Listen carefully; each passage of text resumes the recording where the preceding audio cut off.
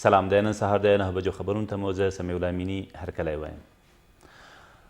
د افغانستان د سولې لپاره د امریکا ځانګړي استازي سیمې او نړۍ ته خپل سفر تېره ورځ له پاکستانه پیل کړ. د پاکستان د بهرنیو چارو وزارت ویاند ویلي پاکستاني چارواکو له زلمي خلیلزاد سره په کتنو کې د افغانستان د کړکېچ د سولیز حل او د سولې ټینګښت په برخو کې د اسلام آباد پر ژمنتیا یو ځل بیا ټینګار کړی دی. ښاغلی خلیلزاد به په دې 14 ورځني سفر کې چې 3 ورځې مخکې پیل شوی له افغانستان سربیره بلجیم، جرمني او عربي متحده اماراتو ته ولاړ شي او تر هغې وروسته به د قطر په پلازمینه دوحه کې له طالب استازو سره هم وګوري. له دې سره سم د کونړ یو شمېر دیني عالمانو او خلکو د کوچني اختر په ورځو کې د طالبانو او حکومت ترمنځ د اوربند غوښتنه وکړه. دوی تېره ورځ په اسداباد کې په یوې غونډه کې همداراز له دواړو خواوو وغوښتل چې د ولس لپاره د نور له جګړو لاس واخلي او بین الافغاني خبرو ته موقع برابره کړي. په دې غونډه کې یو 6 مادهیز پرېکړه لیک هم صادر شو چې ډېر تمرکز یې پر سولې او د جنګ پر پای ته رسېدو و. دا غوښتنه په داسې حال کې مطرح کیږي چې طالبانو د اوربند وړاندیز رد کړی او پر ځای خپلو جګړو ته زور ورکړی دی. لکه څنګه چې مخکې د اوربند کړی و دغه اوربند بیا وکړي او اعلان یې کړي او دې ملت ته د اوربند نه اطمینان ورکړي تر څو د اختر دغه نیکمرغه خوشحالي چې دا په سوله او امن کې تېروي. هر یو نظام راځي هغه ملت غواړي بې ملته نظام نه قایمیږي.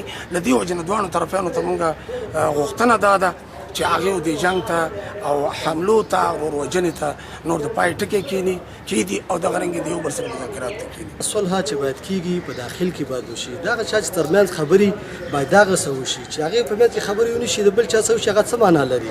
دواړه لورې خپل جوابونه یو منځګړي ته ووایي او بیا په هغه ځای کې صلح وکړي چې په کوم ځای کې مشکل وي.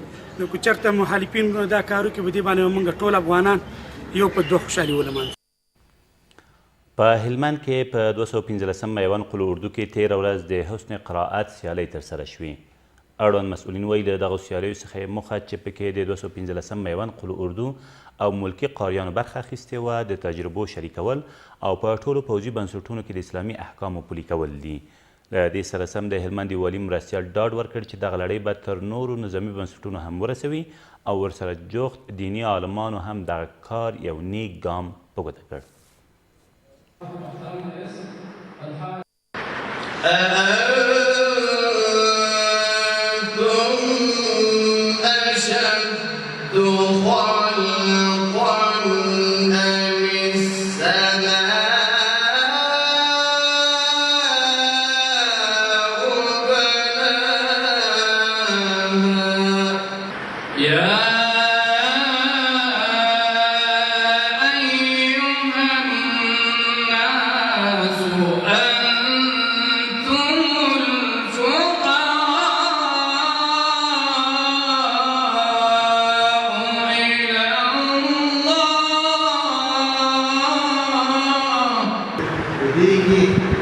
هدف د تعارف ده موږ غواړو چې تعارف راولو او سر ته د دې موږ غواړو چې تجارب تبادل شي او دا به اوږدمهاله دا پروسه یا حقیقي یا میاشتني دا به روانې دا به په لیواګانو کې هم جوړېږي دا به په کنډکور کې هم جوړېږي همدارنګه د پولیس په سپورټ کې هم دا پروسه موږ شروع کړو.